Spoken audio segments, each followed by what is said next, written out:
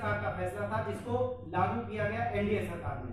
तो कहीं ना कहीं ये दोनों ही पार्टियां बराबर की दोषी हैं, बराबर की भागीदार हैं।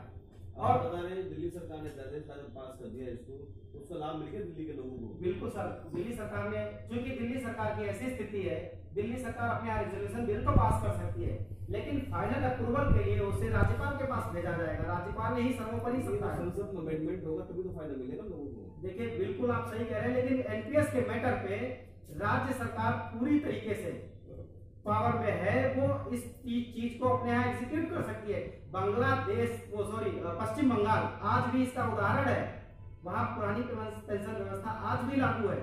1 जुलाई 2018 से त्रिपुरा में भारतीय जनता पार्टी के आते ही पुरानी पेंशन व्यवस्था को खत्म कर दिया गया है। केरल में अभी 3 साल पहले ही खत्म किया गया है इस व्यवस्था को। अब पूरे भारत में पश्चिम बंगाल ही एकमात्र राज्य बचा है जहां पुरानी पेंशन व्यवस्था आज भी लागू है। तो कहीं ना कहीं ये राज्य सरकार के बस में है करने के लिए। राजस्थान की बात करें तो 85% धन तो सरकारी कर्मचारियों पेंशन में चला जाता है, बाकी 15% जो पूंजी है उसमें देश का राजस्व का विकास कैसे होगा? किसी भी स्टेट के बजट का, देखिए किसी भी स्टेट के बजट का या सेंट्रल गवर्नमेंट के बजट का केवल और केवल 5% से कम हिस्सा ही पेंशन पे भारित होता है।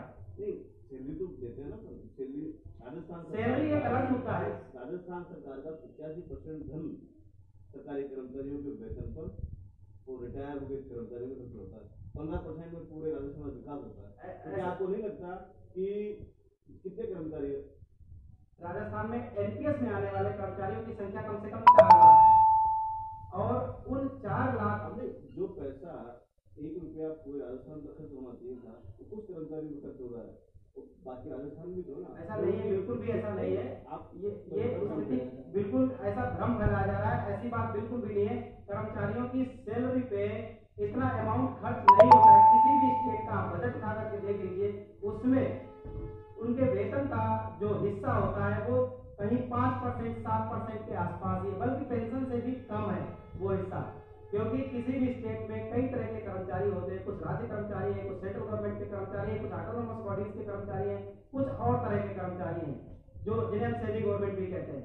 ये एक तरह से भ्रम फैलाया गया है कि कर्मचारियों के वेतन पे बहुत बड़ा अमाउंट खर्च होता है। आप बजट उठा करके देख लीजिए, मैं तो कह रहा हूँ इसका सर्वे करा लीजिए आप। और भी जो सरकार से जो मुलाजिम हो उनको बुलवा लीजिए, बैठ करके बात कर ली जाती है इसमें कि कितना पैसा आखिर खर्च हो रहा है। आपको दूध का दूध पानी का पानी हो जाएगा। 5% से भी कम खर्च होता है सैलरी पे, 85% हम कैसे मान लेंगे? पेंशन पे जो उसकी सैलरी से कहीं ज्यादा खर्च होता है वो भी 5% से नीचे है। बल्कि एनपीएस में इस मद में ये बजट बढ़ता जाएगा। क्यों? क्योंकि जैसे जैसे कर्मचारी बढ़ेंगे उनकी सैलरी बढ़ती है, करीब 7-8% तो सैलरी बढ़ जाती है, उसी हिसाब से उनका जो 10% डिडक्शन है वो भी बढ़ता जाएगा।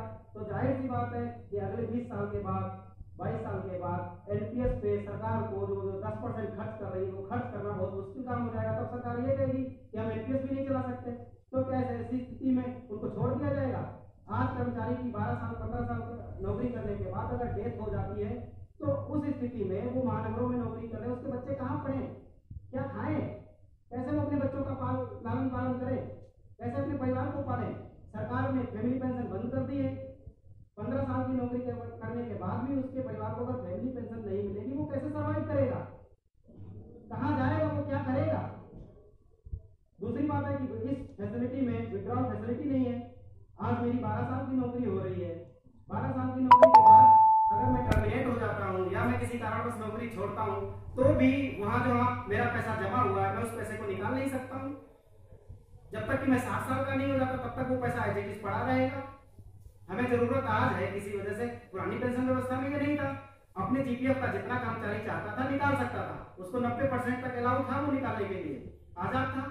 जब जरूरत पड़ती थी वो पैसा अपने जीपीएफ फंड से निकाल लेता था और अपने घर में लगाता था, अपने बच्चों की पढ़ाई के लिए लगाता था, अपना घर बनवाने के लिए लगाता था, अपनी बीमारी पे खर्च करता था, बच्चों की परवरिश के लिए खर्च करता था। लेकिन आज वो इस व्यवस्था को पूरी तरीके से ताकत कर दिया गया है, खत्म कर दिया गया है उस व्यवस्था को। हमारे अकाउंट में 12 लाख रुपए है लेकिन हम उस पैसे को नहीं निकाल सकते। अगर गंभीर परिस्थिति भी आ जाए, हमारी किडनी फेल हो जाए, हमें कैंसर की बीमारी हो जाए, तो भी हम केवल अपने हिस्से का मैक्सिमम 25% तक निकाल सकने के लिए एलिजिबल हैं। अब 12 लाख का 25% आप देख लीजिए, एक सरकारी आदमी एक साल में कितने दिन काम करता है पता है क्या आपको? बिल्कुल पता है सर। कितने दिन काम और उसकी 8 सीएल है, मैं बताता हूँ उसको। 8 सीएल निकाल दीजिए, 10 एचपीएल निकाल दीजिए, उसके अलावा उसके पास कोई छुट्टी नहीं है। अगर वो छुट्टी लेता है तो उसका वेतन काटा जाता है। 18 दिन निकाल दीजिए 395 दिन में से। सरकारी कितनी छुट्टियां देती है ये पता है आपको? बिल्कुल, मैं उसी की बात कर रहा हूँ। 8 सीएल देती है